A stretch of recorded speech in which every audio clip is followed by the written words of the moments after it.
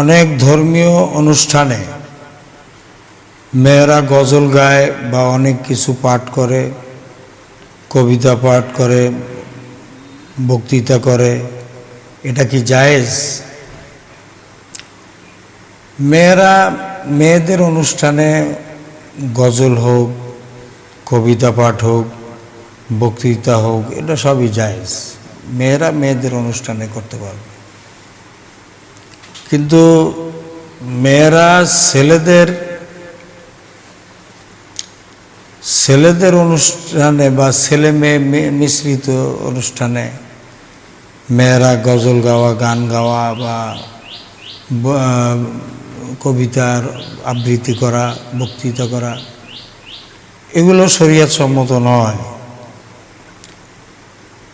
আল্লাহ তাআলা বলেছেন যে ফালা তাখদা'না বিল কওল, যে মেয়েরা পুরুষের সাথে হয়তো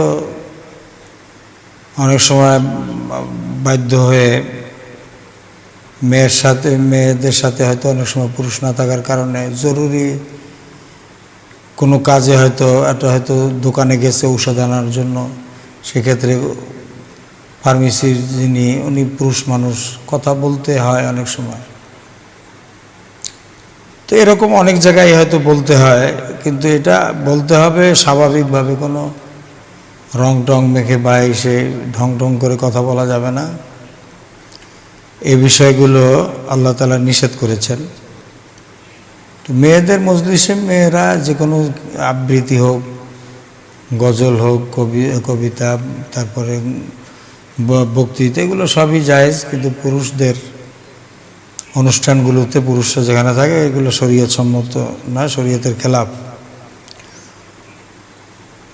আর একটা প্রশ্ন হচ্ছে কত টাকা হলে জাকাত ফরজ হয়? তো এখানে জাকাত ফরজ হওয়ার ব্যাপারটা হচ্ছে 7.5 ভরি স্বর্ণ অথবা 52.5 তোলা রৌপ্য। তো এখন 7.5 ভরি স্বর্ণ তো প্রায় 7.5 লক্ষ টাকা, আর 7.5 ভরি স্বর্ণ হয়তো এখন কত 70-80 হাজার টাকা এরকম হবে। তো সেক্ষেত্রে এখন নেশাব ধরার ক্ষেত্রে স্বর্ণটা না ধরে রৌপ্যটাই ধরতে হবে, যেহেতু এখন দুইটির দামের সামঞ্জস্যতা বা ব্যবধান অনেক। এই জন্যে নিচেরটাই ধরতে হবে, রৌপ্যের দাম ধরে জাকাত আদায় করতে হবে। আশা করি আপনারা হয়তো বিষয়টা বুঝতে পেরেছেন।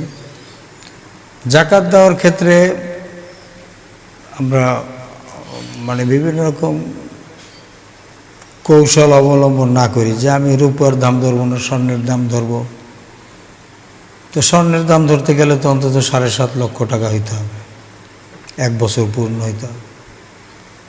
তো এভাবে করলে তো গরিব যারা, তারা অসহায় যারা, তারা ক্ষতিগ্রস্ত হবে।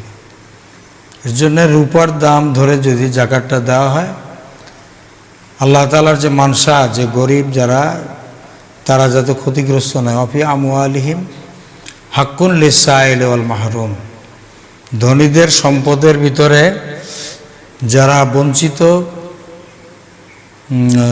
যারা সুয়ালকারী, যারা চায় মানুষের কাছে, এদের হক আছে, অধিকার আছে।